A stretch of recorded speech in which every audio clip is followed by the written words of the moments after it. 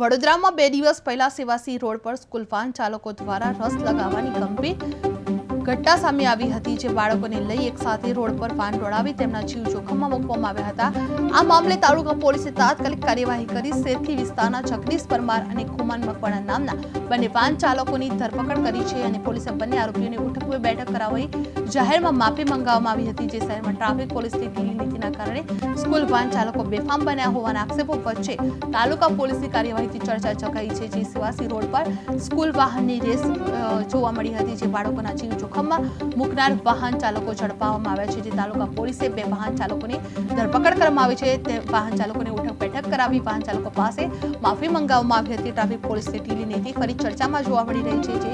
બાળકોના જીવ જોખમમાં મૂકનાર વાહન ચાલકો સામે ઝડપાયા છે, જે સેવાસી રોડ પર સ્કૂલ વાહનની રેસ લગાવવામાં આવી રહી હતી અને બાળકોના જીવ જોખમમાં મૂકનાર વાહન ચાલકો સામે કાર્યવાહી કરવામાં આવી રહી છે, જે તાલુકા પોલીસે બંને વાહન ચાલકોની ધરપકડ કરી હતી અને તેમની ઉઠક બેઠક કરાવી વાહન ચાલકો પાસે માફી મંગાવવામાં આવી હતી અને ટ્રાફિક પોલીસની ઢીલી નીતિ ફરી ચર્ચામાં જોવા મળી રહી છે।